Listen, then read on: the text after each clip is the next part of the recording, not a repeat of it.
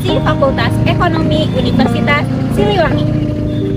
Mendengar kata globalisasi, kayak sudah tidak asing lagi untuk kita. Baik itu dampak yang kita rasakan ataupun yang hanya kita dengar. Globalisasi sendiri diambil dari kata global yang artinya menyeluruh. Nah, globalisasi menurut Kamus Besar Bahasa Indonesia adalah proses masuknya ruang lingkup dunia. Nah, ada ahli yang memaparkan pengertian dari globalisasi. Nah, izin saya bacakan.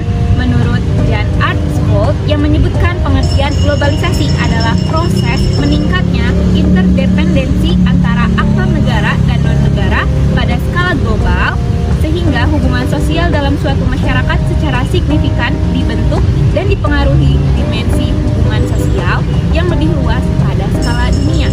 Nah, jadi dapat disimpulkan menurut beliau bahwa globalisasi adalah proses memudarnya batas suatu negara.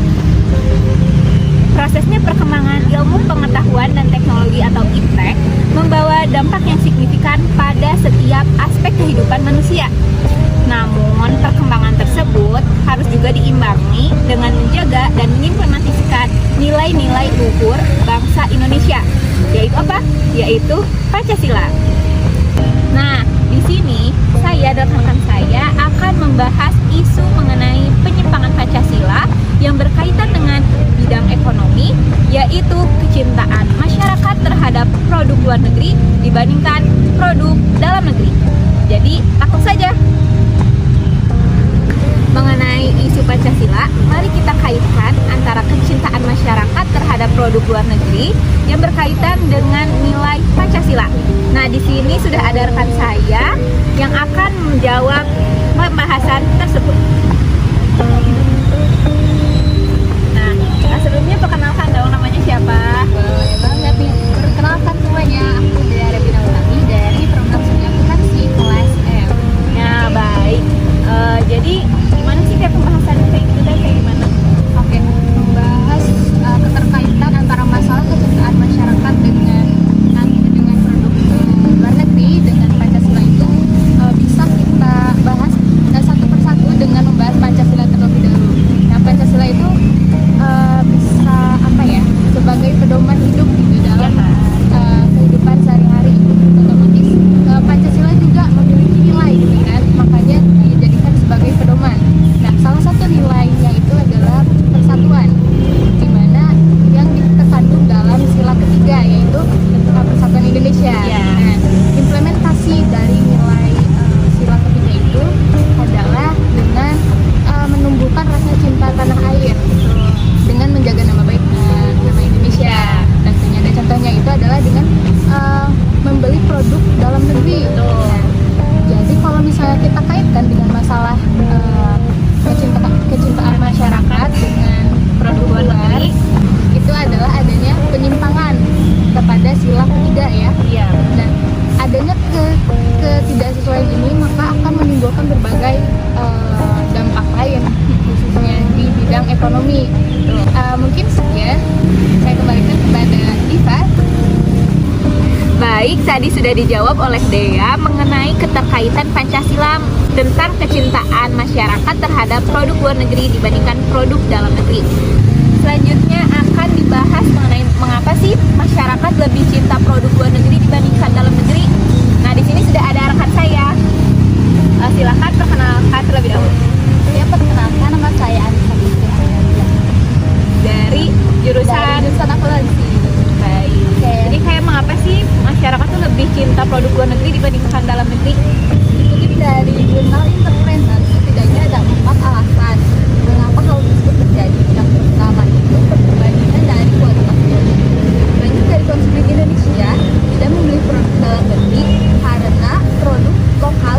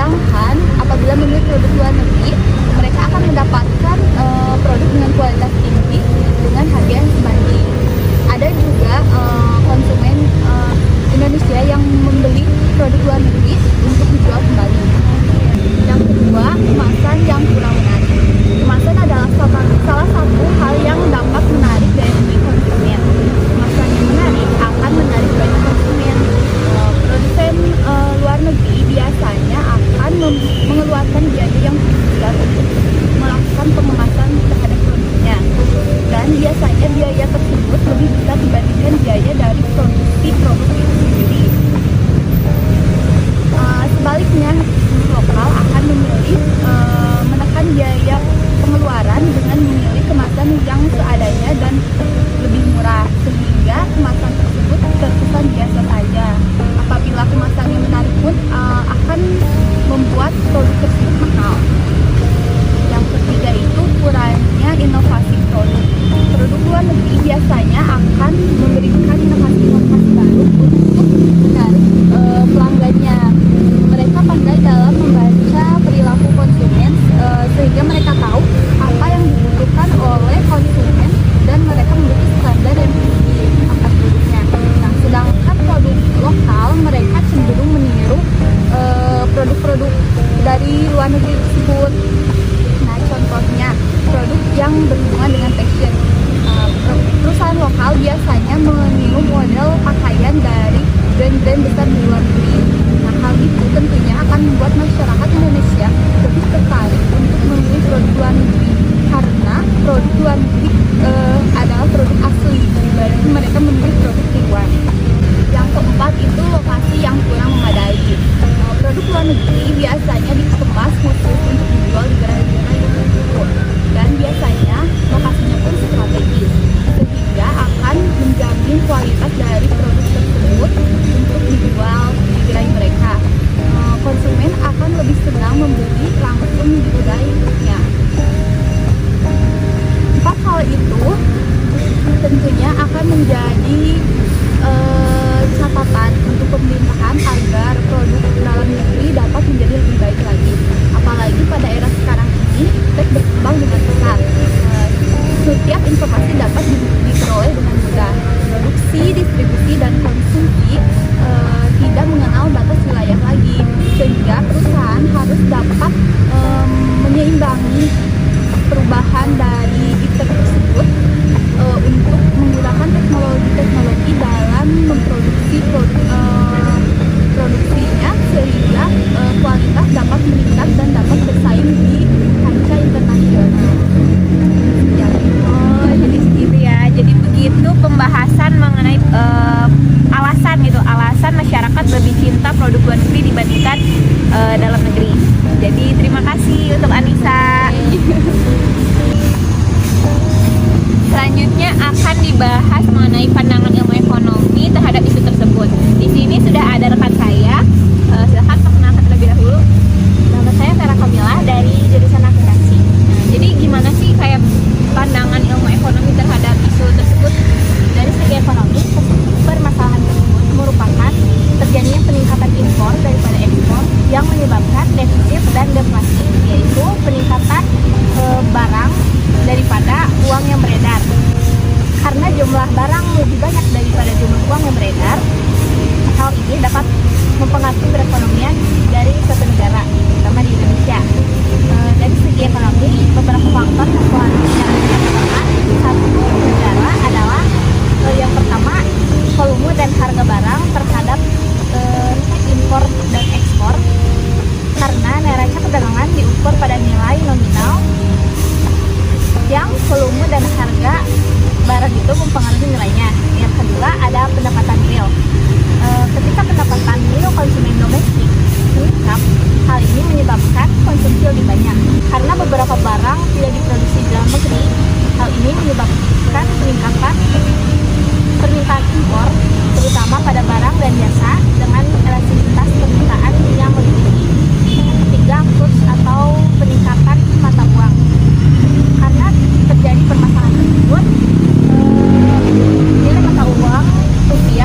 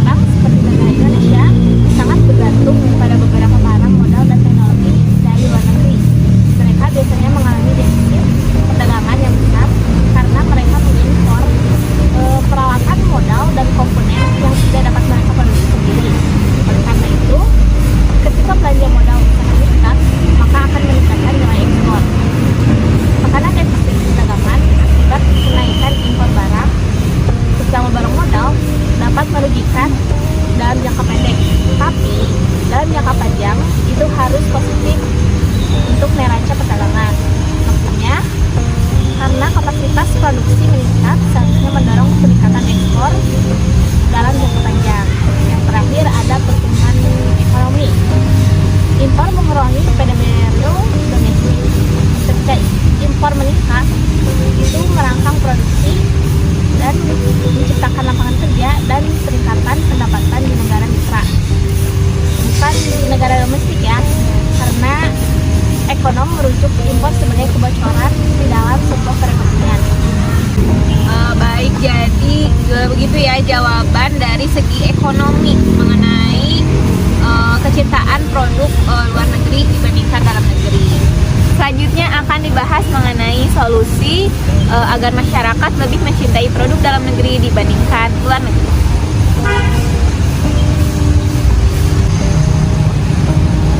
Setelah tadi membahas permasalahan-permasalahan yang terjadi pada isu tersebut, selanjutnya akan dibahas solusi apa sih yang diambil untuk masyarakat agar lebih mencintai produk dalam negeri dibandingkan luar negeri. Di sini sudah ada rekan saya. Halo semuanya, perkenalkan nama saya Junita Dwi Arianti dari jurusan Akuntansi Fakultas Ekonomi Universitas Siliwangi. Di sini saya akan menjelaskan beberapa solusi untuk meningkatkan kualitas produk dalam negeri di bidang ekonomi. Yang pertama itu memasukkan produk dalam negeri dalam list belanja.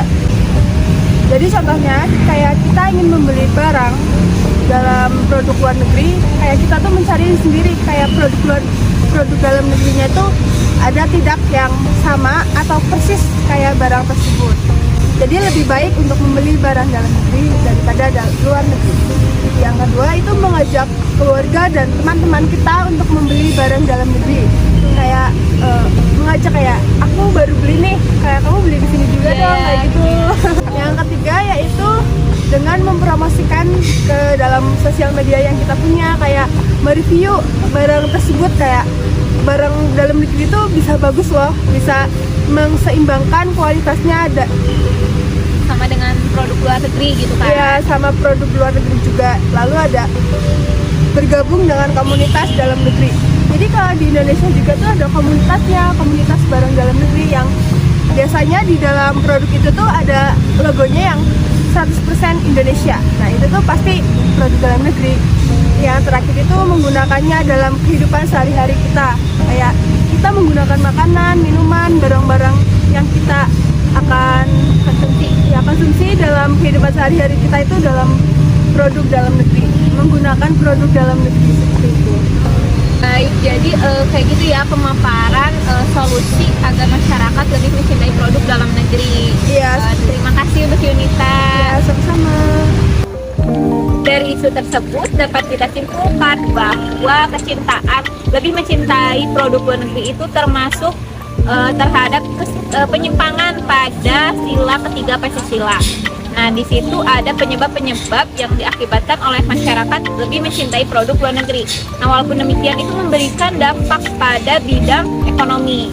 Tetapi walaupun demikian, kami memberikan solusi terhadap masyarakat agar lebih mencintai produk dalam negeri. Sekian penyampaian dari saya dan rekan-rekan saya.